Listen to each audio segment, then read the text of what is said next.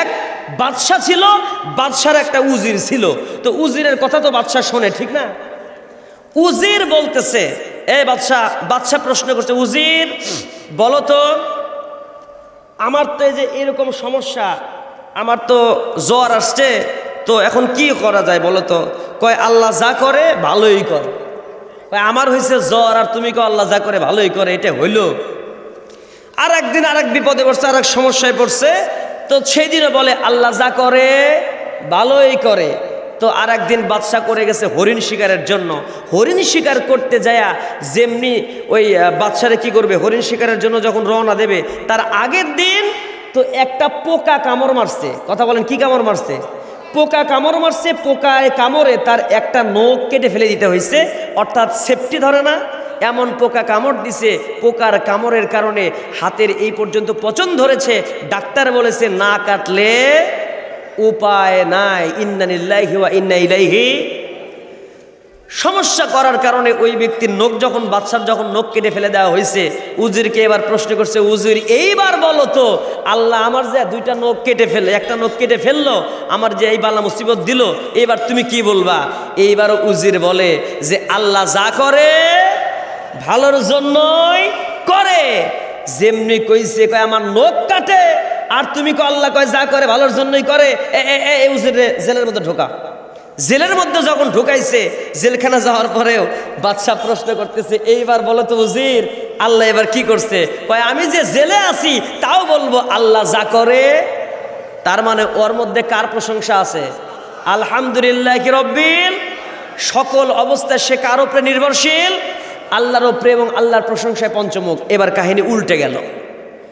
হরিণ শিকার করার জন্য বাদশা যখন গহীন জঙ্গলের ভিতরে চলে গেছে, যেতে যেতে যেতে যেতে এমন একটা জায়গায় চলে গেছে, হরিণের পিছনে পিছনে যেতে যেতে তার নিজের রাজ্য থেকে অনেক দূরে গভীর বনের ভিতরে চলে যাওয়ার পরে, বনের যারা হিংস্র প্রায় হিংস্র কিছু মানুষ থাকে, যারা বনের ভিতরে কিছু মানুষ থাকে, যাদেরকে বলা হয় কি মানুষ?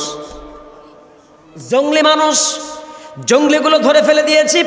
চতুর্দিক থেকে জঙ্গলিগুলো যখন অ্যাটাক করেছে তাদেরকে, তাদের নিয়ম হচ্ছে তাদের অন্য কোনো ব্যক্তিকে যদি কেউ পায় তারা জবাই করে খেয়ে ফেলে। কারণ আমরা দেখেছি কয়েকদিন আগে চাকমারা একজন বন্ধুকেও জবাই করে খায় ফেলছে রান্না করে।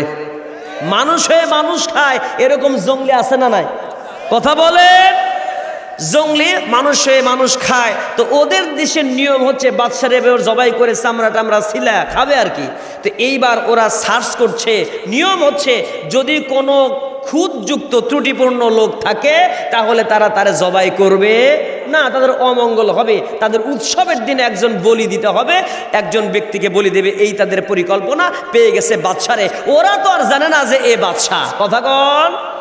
যেমনি ধরছে, গোটা শরীর সার্চ করে দেখে কি কাটা, নখ কাটা। যখন পেয়ে গেছি, নখ কাটা ব্যক্তিকে তো তারা জবাই করবে না, মেরে ফেলবে না। তোর মতো একজন লোককে দিয়ে তুই হলো কুলাঙ্গার, তুই হলো শনি, তোরে দেয়া হবে না। এরা ফেলায় দিয়ে যে জায়গা থেকে এনেছি সরে যখন ফেলায় দিয়ে এসছি, ওই বাদশা তখন ওই জায়গা থেকে রাজ্যে যখন কোনো রকমে ফিরে এসেছে, ফিরে আসার পরে ওই জেলখানার ওই মালিক জেলখানার ভিতরে উজিরকে বলতেছে, উজির রে, এবার তুমি জেলখানা থেকে মুক্ত হও। মুক্ত হওয়ার পরে বাদশাকে বাদশার সমস্ত কাহিনী উজিরকে বলে দিয়েছে। উজিরকে বলার পরে উজির বলতেছে, হয় যা হয়, কথা কয় না, কারণ যা হয় ভালোর জন্যই হয়। জেল থেকে মুক্ত হওয়ার পরে উজিরকে প্রশ্ন করলো, উজির বলো তো এবার কি হইল? বলে আল্লাহ যা করে ভালোর জন্যই করে। আমার জেলখানায় রাখছিলেন, আমি জেলখানার ভিতর থেকে বের হয়েছি, এটা আমার জন্য ভালো। বলে কেন তোমার জন্য ভালো? বলে আমি যখন ওই জায়গাতে চলে গেছি, ওই জায়গায় যাওয়ার পরে আপনাকে ওই ঘটনাগুলো খুলে বলেছে, সংক্ষেপ করলাম। নখ কাটা পাওয়ার পরে, যার কারণে নখ কাটা থাকার কারণে আপনাকে তারা জবাই করে নাই। কিন্তু যদি আমি জেলে না যাই, আমি যদি আপনার সফর সঙ্গী হিসেবে হরিণ শিকার করতে যাইতাম, তাহলে আমার শরীরের কোনো অঙ্গ প্রত্যঙ্গ খুদ নাই, আপনার বাদ দিয়া ওরা নিঃসন্দেহে আমাকেই বলি দিয়া গোস্ত খাইতো। কথা বলে। এইবার কয় যা হয় আল্লাহ যা করে ভালোর জন্যই করে। কথা কন ঠিক কিনা? জেলে গেলেও ভালো, জেলের বাইরে থাকলে ভালো। এজন্য সদা সর্বদা সব সময় প্রশংসা হবে কার? জেনে রাখেন, নির্যাতনের স্টিম রোলার চালিয়ে যারা ক্ষমতা দখল করতে চায়, ক্ষমতার যারা মসনদকে চিরস্থায়ী করতে চায়, জেনে রাখবেন ক্ষমতা কারো আজীবন চিরস্থায়ী থাকে না, কারণ সে নিজেই তো চিরস্থায়ী নয়। কথা বলেন ঠিক কিনা? হাইরে মানুষ রঙিন ফানুষ, দম ফুরাইলেই ঠুস। তার নিজেরই জীবন যেহেতু চিরস্থায়ী নয়, ক্ষমতাও কারোর জন্য চিরস্থায়ী